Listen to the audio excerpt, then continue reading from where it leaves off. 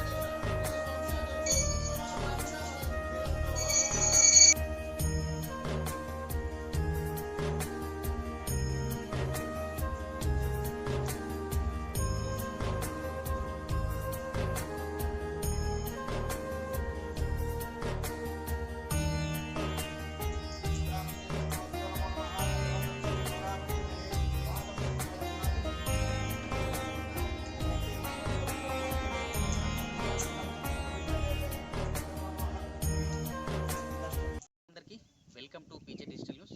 ఈరోజు మనం ఆదిలాబాద్ జిల్లా తలమడుగు మండలంలోని బరంపూర్ గ్రామానికి వచ్చాము. ఇక్కడ భక్తుల కొంగు బంగారంగా విరాజిల్లుతున్న శ్రీ వెంకటేశ్వర స్వామి ఆలయం. ఇక్కడ ఈ ఆలయానికి ఎంతో ప్రతిష్ట ఉంది. దాదాపు 150 ఏళ్ల చరిత్ర ఈ ఆలయానికి ఉంటుంది. అటు పచ్చని పొలాలు, గుట్టపై ఈ ఆలయం కొలువుదీరుంటుంది. ఈ గుట్టపైన 150 ఏళ్ల చరిత్ర కలిగిన ఈ ఆలయానికి ఎంతో విశిష్టత ఉంది. ఇక్కడి కొన్ని కథలు, ప్రాచుర్యంలో ఉన్న కథలు ఏంటంటే, పూర్వం ఇక్కడ ఈ అడవి ఏదైతే ఉందో, ఈ అడవి చుట్టూ తిరుగుతున్న గ్రామ పెద్దలు కానీ వీళ్ళంతా ఈ గుట్టపై ఏదో శబ్దాలు వినబడేవట. వారికి గంట శబ్దం కానీ, ఈ భజన కీర్తనలు చేస్తున్న శబ్దాలు కానీ ఇలాంటివి వినబడేసరికి వారంతా కూడా ఊర్లోకి వెళ్ళి గ్రామస్తులకు చెప్పడం. ఒకరోజు ఇదంతా కూడా మరి ఏంది అని తెలుసుకునే పరిణామ క్రమంలో వాళ్ళంతా కూడా గ్రామస్తులంతా గుట్టపైకి రావడంతో ఇక్కడ కొన్ని శంకు చక్రాలు దర్శనమివ్వడంతో ఇదే విషయాన్ని గ్రామంలో ఉన్న కొంతమంది పూజారులకు కానీ, పండితులకు కానీ, ఆ గ్రామ పెద్దలు ఎవరైతే ఉన్నారో వాళ్ళంతా కూడా వివరించడం జరిగింది. సో దాంతో చివరిగా ఈ పండితులు ఏం నిర్ణయించారంటే, ఇక్కడ ఈ ఆలయము, ఈ కొండపైన ఆలయం నిర్మించి పూజలు చేయడం మంచిదని చెప్పడంతో పూజారుల, పండితుల సూచన మేరకు ఇక్కడ ఈ ఆలయంపై ఇంత పెద్ద భక్తులు కూడా తండోపతండాలుగా వస్తుంటారు. ఇక్కడ బ్రహ్మోత్సవాలు, అదేవిధంగా కోరిన కోరికలు తీర్చే విధంగా ఇక్కడ ఆలయం అయితే ప్రసిద్ధిగాంచిన ఆలయం ఇది. ఇది దాదాపు ఆదిలాబాద్ జిల్లాకు 15 నుంచి 20 కిలోమీటర్ల దూరంలో ఉంటుంది. మరిన్ని విషయాలు ఈ ఆలయానికి సంబంధించి స్థల పురాణము, అసలు ఆ ఆలయ విశిష్టతలు, ప్రత్యేకతలు ఏంటన్న విషయాన్ని మనతో పాటు పూజారి గారు ఉన్నారు, అడిగి తెలుసుకునే ప్రయత్నం చేద్దాం. రండి.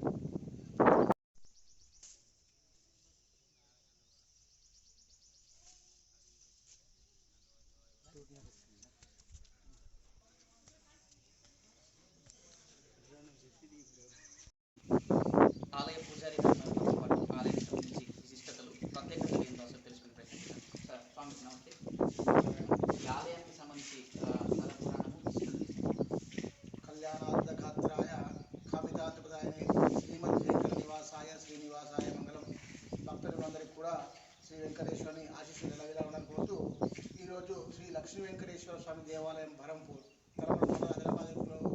ఆదిలాబాద్ డిస్టిక్ లోపల ఈ ఆలయంలో గత సుమారు 150 సంవత్సరాల నుండి కూడా ఈ ఆలయం ఉంది అనేది స్థల పురాణం ఉంది. గతంలో పశువుల కాపరులకు ఈ ఆలయం ప్రాంగణంలో ఈ కొండ ప్రాంతము, ఈ ప్రాంతంలో పశువులు కాపుకొని ఇంటికి వెళ్ళే ముందు మధ్యాహ్నం భోజనానికి వృక్షం కింద కూర్చుంటే వారు వృక్షం కింద చెంకు చక్రాల అవార్డు లభించినాయి అనేది వాళ్ళు చెప్పి ఆ విషయాన్ని వచ్చేసి గ్రామస్తులకు చెప్పడం జరిగింది. ఆ విషయాన్ని గురించి గ్రామస్తులందరూ కూడా ప్రోగ్రామ్ చేసి ఇక్కడ వచ్చి అతను చూసిన చెంకు చక్రాలను చూసి ఏదో ఉంది అని ఒక సంవత్సరాలు పట్టించుకోకపోవడం వల్ల అప్పటి చదువులన్నీ కూడా 4వ తరగతి వరకు 4th వరకు ఇక్కడ ఉండి 4th తర్వాత మండల ఏడుకోట తరబడికి వెళ్ళడం రావడం పిల్లలు ప్రతినిత్యం పోవడం రావడం చేయడం వల్ల ఆ సందర్భంలో ప్రతినిత్యం కూడా గంధనాదాలు భజన శబ్దాలు ఎవరో పాటలు పాడుతున్నట్టు శబ్దం వస్తే పిల్లలు స్కూల్ వెళ్ళలేక భయం పడుతున్నట్టు ఎవరో పాటలు పాడుతున్నారు రోజులు అక్కడ ఏమైతే మాకు అర్థం కావట్లేదు అనేసరికి గ్రామస్తులంతా వచ్చి చూసి మరి అయ్యగారు ఏముంది ఇక్కడ ఇట్లుందంటే మరి కొండ ప్రాంతంలో ఉంది చెంగు చక్రం అమరించడం ఆ విషయం గుర్తే కావచ్చు అని అప్పుడు తాతయ్య గారు గ్రామస్తులందరూ కూడా పోయి ఈ ఆలయాన్ని అక్కడ నిర్మించడం జరిగింది. ఆ ఆలయం నిర్మించేసి ప్రతి పాల్గొన మాసంలో త్రయానిక బ్రహ్మోత్సవాలు అనేది 3 రోజుల కార్యక్రమం నిర్మించడం జరిగింది. అప్పుడు బ్రహ్మోత్సవాలు తండోపతండాలు 2 మండలాల పబ్లిక్ మహారాష్ట్ర నుండి కూడా రావడం జరిగింది. బ్రహ్మోత్సవాల భాగంగా మొదటి రోజు కళ్యాణం, 2వ రోజు శ్వాసన్యాగాన్ని నిర్వహిస్తూ 3వ రోజు రథోత్సవాన్ని నిర్వహిస్తూ ఆ చిన్న ఆలయాన్ని వాళ్ళకు ఉన్న ఆ డబ్బుతోని అప్పుడు నిర్వహించేవాళ్ళు. దాని తర్వాత ఈ మధ్య కాలంలో సుమారు 10 సంవత్సరాల నుంచి గ్రామస్తులంతా పోయి మనకి ఇక్కడ స్వామి నుండి మనం ఏదైనా చిన్న ఆలయాన్ని నిర్మిద్దాం అనుకున్నంత మటుకు అని అనుకొని సుమారు 4.5 కోట్లతో ఈ కొత్త ఆలయం నిర్మించుకోవడం జరిగింది. అది నిర్మించిన నుంచి ఇది స్టార్టింగ్ కాలం నుండి స్టార్ట్ అయితే ఇప్పటి వరకు నిరంతరాయంగా అనునిత్యంగా చిన్న తిరుపతిగా ఈ ఆదిలాబాద్ డిస్ట్రిక్ట్ ప్రాంతంలో విరాజిల్లుతుంది. ఇక్కడ ప్రతి శనివారం కూడా ఈయన ఎవరు వెంకటేశ్వర స్వామికి అంటే భజన ప్రియుడు, సంగీతం అంటే బాగా ఇష్టమైన ప్రతి శనివారం కూడా భజన కార్యక్రమాలు, అన్నదాన కార్యక్రమాలు, గోవింద నామస్మరణలు, నిత్యం పూజలు ఉంటూనే ఉంటాయి. అనేక సంఖ్యలో భక్తులు రావడము అక్కడ తిరుపతి వరకు వెళ్ళి మొక్కులు చెల్లించలేని భక్తులు కూడా ఇక్కడికి వచ్చి స్వామి వారికి తన వెళ్ళవడం కానీ ఏదైనా తనకున్న ఏదైనా మొక్కుంటే ఇక్కడ నిర్వహించడం జరుగుతుంది. ఈ విధంగా స్వామివారికి ప్రతి శనివారం కాకుండా వార్షిక కళ్యాణం, పాల్గొన మాసంలో ఈ కార్యక్రమం నిర్వహిస్తున్నారు. భజన అనేది ఇక్కడ అన్నదానం అనేది ఇక్కడ ఏ ఆలయానికన్నా అన్నం పరబ్రహ్మ స్వరూపం. ప్రతి శనివారం సుమారు 1000 మందికి అన్నదానం జరుగుతుంది. ఈ అన్నదానం పెట్టాలన్నా కూడా ఇవాళ బుక్ చేస్తే 3 నెలలకు వెయిట్ జరుగుతుంది. అంత వెయిటింగ్ లిస్టు అది స్వాతంత్రం నిరంతరంగా నడుస్తుంది. ఇక్కడ ప్రతి ఏటా ఆలయ బ్రహ్మోత్సవాలు కూడా అంగరంగ వైభవంగా నిర్వహిస్తుంటారు. దీంతో మన పక్కనే ఉన్న మాలతో పాటు వివిధ జిల్లాల నుంచి కూడా భక్తులు వస్తుంటారు. ఆలయ బ్రహ్మోత్సవాలు ఏ విధంగా జరిపిస్తారు ఇక్కడ? నమో వెంకటేశ. అయితే బ్రహ్మోత్సవాలు వచ్చేసి రంగరంగ వైభవంగా త్రయానిక బ్రహ్మోత్సవాలు ఏదైనా చెప్పాను అప్పుడు చేసే విధంగా ఈ సంవత్సరం ఈ డబ్బు కొద్దిగా అధికమైన భక్తి భావాలు కూడా ఈ కరోనా భావంతో పెరిగినాయి. అప్పుడు ఏం చేస్తుందంటే ఇప్పుడు బ్రహ్మోత్సవాలు 3 రోజుల బ్రహ్మోత్సవాలు కూడా సుమారు 25 క్వింటాల భోజనము, మహారాష్ట్ర ఇటు బేలా ఈ సరిహద్దున్న ప్రాంతాలన్నీ కూడా ఇక్కడికి రావడము, పెద్ద ఎత్తులో స్వామివారి యొక్క రథోత్సవం జరుగుతుంది. యాగాలు ఇవన్నీతో పాటు మన ఇంకా సరౌండింగ్ ఇక్కడ కూడా అన్నమయ్య లడ్డు మీద కూడా ఉన్న అడపదడప చిన్న చిన్న ఇక్కడ 1 లక్ష 2 లక్షల వరకు పచ్చిరుపు మీద లడ్డు మీద జరుగుతుంది. సుమారు 20,000 పబ్లిక్ అయితే ఇక్కడికి బ్రహ్మోత్సవ రథోత్సవం చివరికి వస్తారు.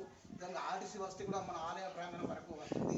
సీనియర్స్ ఎవరన్నా పెద్దవాళ్ళు ఉన్నారు పై వరకు రాలేదంటే ఆలయ కమిటీ వారే ఇక్కడ వరకు వెహికల్స్ పెట్టేసి డిస్టర్బెన్స్ కాకుండా పై వరకు వేరే వెహికల్స్ రానివ్వరు. ఆ వెహికల్స్ పెట్టి వాళ్ళకి కూడా భక్తుని దర్శనం కనిపిస్తారు. ఇక్కడ ఈ ఆలయానికి సంబంధించి కొన్ని విషయాలు చెప్పాలంటే ప్రత్యేకతలు, విశిష్టతలు అయితే మనకు చిలుకూరు బాలె ఉంది. వాళ్ళు ఏమంటారంటే మా వీసా పరంగా బాగుంది. ఇక్కడ ఎక్కువ వచ్చేది సంతానం కళ్యాణం. ఈ స్వామి వారిని కొనుగోలు స్వామి నీకు తులసి ధరం ఇక్కడ డబ్బు గురించి ఎప్పుడు చెప్పాము అన్నం తులసి ధరమే స్వామి చెప్పేది. ఇక అక్కడ చెప్పకుండా ఎవరైతే కొంగు బట్టి అడుగుతారో వారికి అర్థంగా సంతానం బాగా బాగుంది మరియు కళ్యాణం ఈ రెండింటికి మాత్రం సక్సెస్ బాగుంది.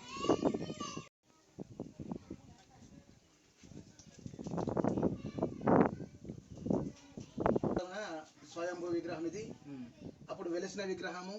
గ్రామస్తులందరూ కూడా గతంలో చిన్న ఆలయం ఉండేది, తీయద్దన్నా కానీ అనుకోని కారణాల వల్ల తీయడం జరిగింది. అయినా విగ్రహం అనేది టచ్ చేయలేదు. విగ్రహం ఎలా ఉందో అలాగే ఉంది. ఆలయం మాత్రమే డిస్టెన్స్ చేసి అంటే మొదట్లో ఇదే ఆలయం నిర్మించారా? దీని తర్వాత దాని తర్వాత చేసి మనకు ఎప్పుడైతే మన తిరుపతిలో ఏవేవైతే ఉన్నాయో ఒక కోనేరు కాకుండా వచ్చే ముందు గల వరాహలక్ష్మి దర్శించుకున్న ఆలయానికి కొండనిచ్చిన మొత్తం అతడు వరాహస్వామి. ఆ వరాహస్వామి కింద ఉన్నాడు.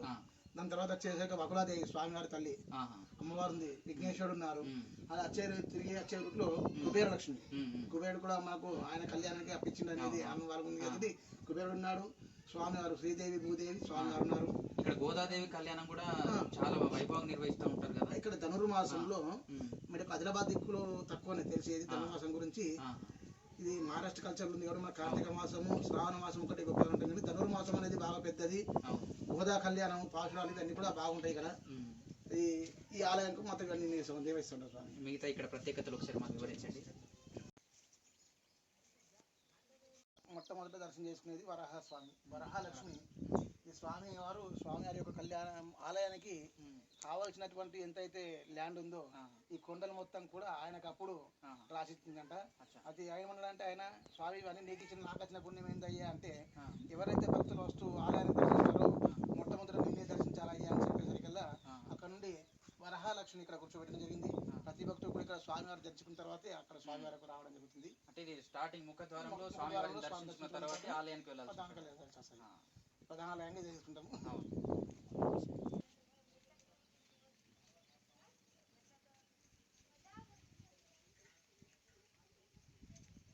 వాల్మీకి వ్యాసుడు మనకు ఆలయంలో ఉంటే అక్షరాభ్యాసాల కోసం కానీ అప్పుడప్పుడు పిల్లలు వాళ్ళ సొంత మంచి రోజు వచ్చి అక్షరాభ్యాసం నేర్చుకుంటారు.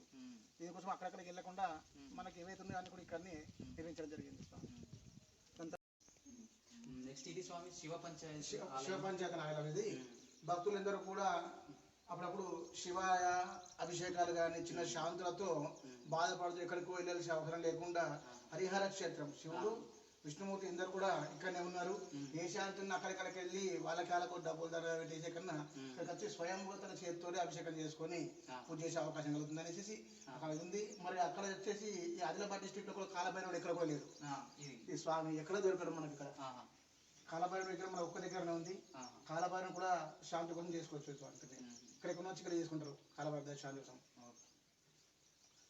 నవనాగుల మండపము ఎవరైతే వివాహ బాధలతో కానీ సంతాన బాధలతో కానీ కాలసర్ప దోషాలతో ఉంటారో వారికి పరిహారంగా పూజ చేసుకోవడానికి ఇంటి దగ్గర చేసుకునే కన్నా ఇక్కడ ఆలయంలో స్వయంభూగా విగ్రహాలే ఉన్నాయి. వీటికి పూజ చేసుకొని ప్రదక్షిణ చేసుకున్నట్లయితే కళ్యాణ యోగం కానీ సంతాన భాగ్యం కోసం అక్కడ వెళ్ళి కన్నా స్వయంభూగా మనకి ఇక్కడ ఉన్నాయి కాబట్టి వచ్చి ప్రతి వారం కూడా ఈ 1 2 వారం 3 వారాలు ఇంటి దగ్గర సాధ్యం కాదు. ఆలయానికి వచ్చేసి అన్ని పూజలు కూడా మనకి ఇక్కడ జరుగుతాయి అనేది ఆ రకంగా ఇక్కడ మండపాన్ని నిర్మించడం జరిగింది. స్వామివారి యొక్క తల్లి అమ్మవారు ఇక్కడ కూడా మనకు దర్శనం ఇస్తుంది కన్నుల పండుగగా. తదుపరి విఘ్నేశ్వరుడు దర్శనం ఇస్తున్నాడు.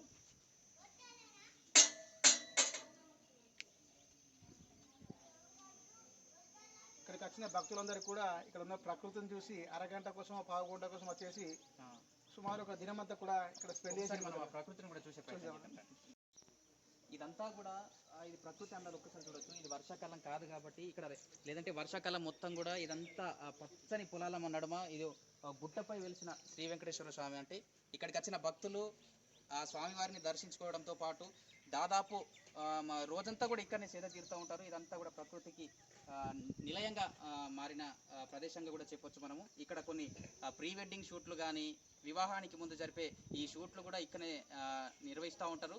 ఇంత ప్రసిద్ధిగాంచిన ఈ పరిసర ప్రాంతాలు కూడా ఈ ఆలయానికి ఇది శేషం సర్పం మాదిరిగా అనిపిస్తుంది పై నుంచి. ఇది తల మాదిరిగా చేసేటంతా తోక మాదిరి ఉండేసి ఆర్కియాలజీ వారి యొక్క సర్వేలో కూడా ఇది సర్ప రూపంలో ఉందనేది రిజిస్ట్రేషన్ అయి ఉంది. ఇక అదే కాకుండా భక్తులు కూడా మీరు అన్నట్టుగా ప్రీ వెడ్డింగ్ చూస్తుంటే ఉదయాన్నే పొద్దున 5 గంటలకు టెంపుల్ చేస్తే మాకన్నా ముందుగా చేసి నిలిపోతారు. ఇప్పటికీ అక్కడ తీరుతూ ఉంటారు. కాలంతో సంబంధం లేకుండా ఎటువంటి కాలుష్యం లేని ప్రాంతంగా ఇక్కడ సేద తీరుతూ ఉంటారు. ఇంకా దీనికి సంబంధించి స్థల పురాణం ఏమైనా స్థల పురాణం చేసేసి ఇంకా మనకన్నా పెద్దవాళ్ళకు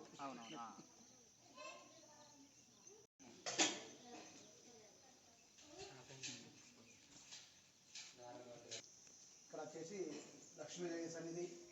స్వామివారికి అమ్మవారు ఏకాగ్రంగా లేకుండా స్వామివారికి పక్కన ఉన్నారు.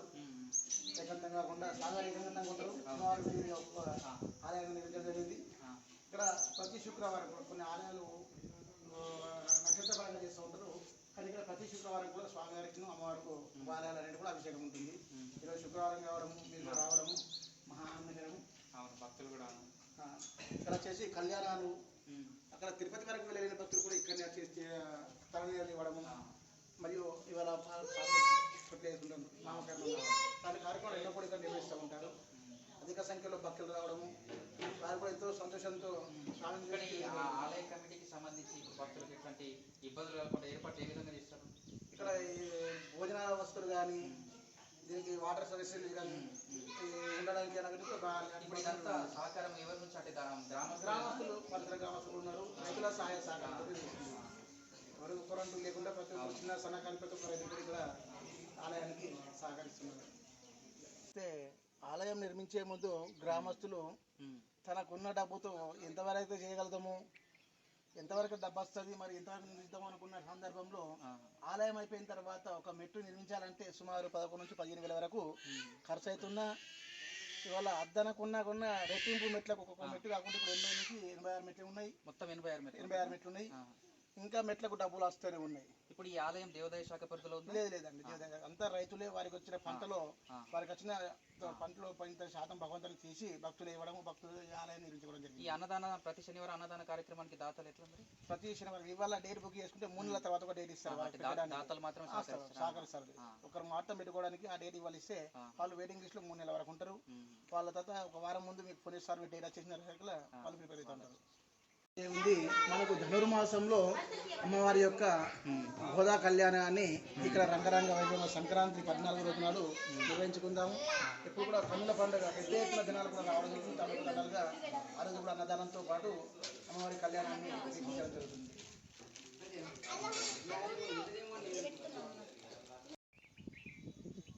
ఇక్కడికి వచ్చేసి యాగశాలది. ఇక్కడ బ్రహ్మోత్సవాల్లో 3 రోజులు సుదర్శన హవనాన్ని నిర్మించడం జరుగుతుంది. విధంగా హవనాన్ని నిర్మించిన తర్వాత గరుడ కళ్యాణం ధ్వజం ఉంది కదా, ధ్వజస్తంభం కూడా కర్రది కాకుండా మన దగ్గర ఉంది బండది, ఏకశిల బండ రాతితో ఉంది. 40 చెట్ల బండ రాతి ఏకశిల బండది. దీనికి స్వామివారి యొక్క ధ్వజస్తంభాన్ని ఎక్కించేసి స్వామివారి గరుడ కళ్యాణం నిర్వహించుకుంటారు. అక్కడ నుండే కార్యక్రమాలు ప్రారంభమవుతుంటాయి. ఇక్కడ యజ్ఞయాగాది క్రతువులంతా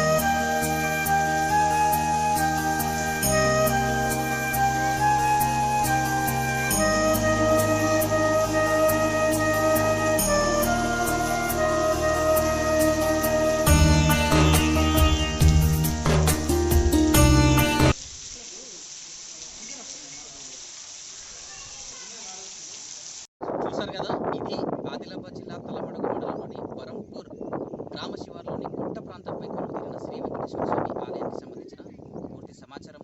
ఇక్కడ పూర్వం ఏం జరిగింది, ఆలయానికి సంబంధించిన చరిత్ర ఏంది, 150 ఏళ్ళ ఆలయ చరిత్ర ఎట్లాంటిది అని చెప్పే విషయాలు కూడా మనతో పాటు పూజారి గారు చెప్పారు. అదేవిధంగా మనం కూడా ఇంట్రొడక్షన్లో చెప్పే ప్రయత్నం చేశాము.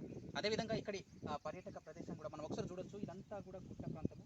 ఇక్కడ వర్షాకాలం వస్తే చాలు ఇక్కడ ఇవన్నీ చూడొచ్చు. ఇక్కడ చూడొచ్చు, ఇవన్నీ కూడా పంట పొలాలు. ఇవన్నీ కూడా వర్షాకాలం, ఒకవేళ వర్షాకాలం మనం వచ్చినట్లయితే ఇవంతా కూడా పచ్చని పొలాల నడుమ అక్కడ ఆలయం కనిపిస్తుంది. అక్కడ చూశారు కదా, అది ఆలయము. అది గుట్టపై ఆలయం కొలువు తీరింది. అదేవిధంగా ఈ చుట్టుపక్కలంతా కూడా ఇవన్నీ పంట పొలాలు. ఇంత ఆహ్లాదకరంగా ఉంటుందంటే ఇక్కడ దైవ దర్శనానికి వచ్చిన భక్తులకు రోజంతా ఇక్కడే గడిపే విధంగా కూడా ఇంత మంచి పర్యాటక ప్రదేశంగా కూడా ఇక్కడ ఏర్పాట్లు ఉన్నాయి. అదేవిధంగా ఇక్కడ ప్రీ వెడ్డింగ్ షూట్లు కూడా నిర్వహిస్తుంటారు. ఇప్పుడు మనం వచ్చిన ప్రదేశం చూడొచ్చు, అక్కడ కొంతమంది పర్యాటకులు వచ్చారు. అదేవిధంగా ప్రీ వెడ్డింగ్ షూట్లు కూడా నిర్వహిస్తూ ఉంటారు. ఇక్కడ ఇంకొన్ని అభివృద్ధి కూడా జరగాల్సిన అవసరం కూడా ఉన్నాయని చెప్పి కూడా ఇక్కడికి వస్తున్న భక్తులు కూడా చెప్తుంటారు. ఈ ప్రదేశం అంతా కూడా ఆహ్లాదకరంగా పర్యాటక ప్రదేశంగా తీర్చిదిద్దాల్సిన అవసరం ప్రభుత్వాలపై కూడా ఉంటుంది. ఎందుకంటే ఇది వెనుకబడిన ప్రాంతంగా ఆదిలాబాద్ జిల్లాని చెప్తుంటారు, కానీ ఆ విషయంలో అయితే నేను అలా చెప్పడానికి లేదు. ఎందుకంటే ఇప్పుడిప్పుడే ఆదిలాబాద్ కూడా మంచిగా అభివృద్ధి చెందుతూ ఉంది. ఉమ్మడి ఆదిలాబాద్ జిల్లాలోనే ఎన్నో ప్రసిద్ధి కట్టడాలు, ఇట్లాంటి ఆలయాలు ఎన్నో ఉన్నాయి. కాబట్టి రాష్ట్ర ప్రభుత్వం కానీ స్థానిక ప్రభుత్వాలు కానీ ఇట్లాంటి ఆలయాలను గుర్తించి ఆలయ అభివృద్ధికి పాటుపడాలి. అదేవిధంగా ఇక్కడ ఇంత సుందర ప్రదేశం ఉంది కాబట్టి ఇక్కడ ఇంకా పర్యాటక ప్రదేశంగా దీన్ని అభివృద్ధి చేస్తే మరిన్ని భక్తులు కూడా ఆహ్లాదకరంగా గడపడానికి వీలుంటుంది. అదేవిధంగా మనము వచ్చే దారిలో కూడా చూసాము, ఆ రహదారులు కూడా సరిగ్గా లేని పరిస్థితి. ఆలయానికి రావాలంటే కూడా ఆ రహదారుల విషయంలో కూడా స్థానిక ప్రభుత్వాలు దృష్టి సారించాల్సిన అవకాశం కూడా ఎంతైనా ఉంటుంది. మొత్తానికి ఈ ఆలయాన్ని అభివృద్ధి చేయాల్సిన బాధ్యత రాష్ట్ర ప్రభుత్వాలపై కూడా ఉంటుంది. పర్యాటక ప్రదేశంగా కూడా అభివృద్ధి చేయాల్సిన అవసరం ఉందని చెప్పి ఇక్కడికి వచ్చిన భక్తులు కూడా చెబుతుంటారు. సో ఇది ఈ ఆలయానికి సంబంధించిన పూర్తి సమాచారం. చూస్తూనే ఉండండి మన బీజే డిజిటల్ న్యూస్. నేను మీ